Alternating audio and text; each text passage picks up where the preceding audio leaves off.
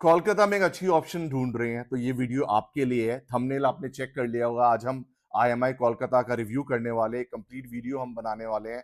Will cover all parameters, सारे parameters हम cover करेंगे, starting from year of establishment, ROI क्या है, कितनी फीस है, एक्रीडेशंस क्या है, कैसे इसमें प्रोसेस, आप कैसे एडमिशन ले सकते हो। तो स्टार्ट करते हैं। सबसे पहले आईएमआई कोलकाता 2010 में स्टार्ट हुआ था and it is mentored bye international management institute Delhi. जो आईएमआई दिल्ली का है तो मेंटोरशिप उन्हीं की रहती है, being the flagship campus of IMI ecosystem. 3 campuses they have, Delhi, Kolkata and Bhubaneswar. आज हम कोलकाता स्पेसिफिक डिस्कशन करने वाले हैं। 2010 में स्टार्ट हुआ था। दे offer you PGDM with all major accreditations. जो main accreditation है AICT की है and their PGDM is equivalent to MBA because they hold AIU certification, AIU accreditation as well. So if a student is looking for a course which is or a PGDM equivalent to MBA, so this IMI Kolkata can be one of the option for you if you are looking for Kolkata studies, if you want to study. Specially बहुत comments आ चुके हैं कोलकाता। कुछ students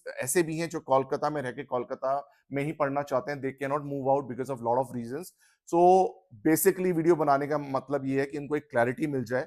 As I mentioned, 2010 में start हुआ था। They offer you PGDM in all specializations, starting from marketing, HR, AI, finance, digital marketing. Every specialization is available. One important factor, they offer you dual specialization also. अगर किसी student को dual specialization specific MBA, PGDM करना है, then IMI Kolkata has that. They have that option. Talking about the fee structure, 12 से 14 लाख आप एक figure लेके चल सकते हो if you are planning for IMI Kolkata.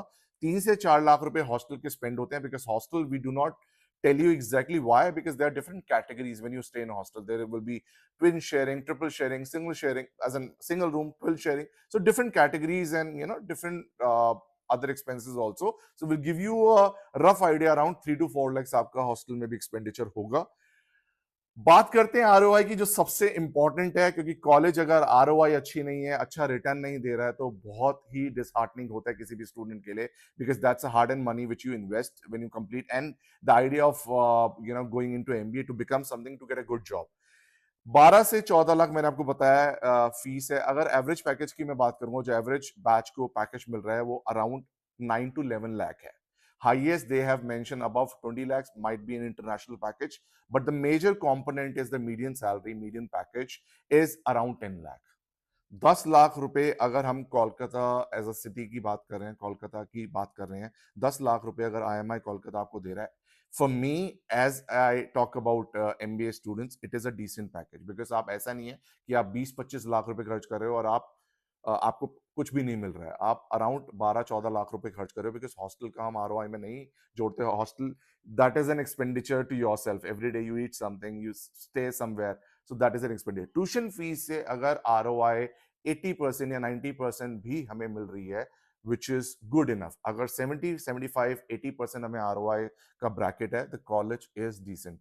Talking about इसका सिलेक्शन प्रोसेस बहुत सिंपल है। अगर आपके अराउंड 80-85 परसेंटाइल कैट में आए, जेट में आए, तो आप अप्लाई कर सकते हो। आई एम श्योर आपने अप्लाई कर दिया होगा। जिसने अप्लाई नहीं करा, they should apply before they close their registration. तो आप अप्लाई कर सकते हो। हम डिस्कस कर चुके हैं already fee structure, ROI discuss कर चुके हैं। इसके बाद आपका अगर शॉर्ट लिस्टिंग में नाम आता है तो उसके बाद इनका टेस्ट भी हो सकता है। They call you for the personal interview as well. So that depends once you are in that short listing category.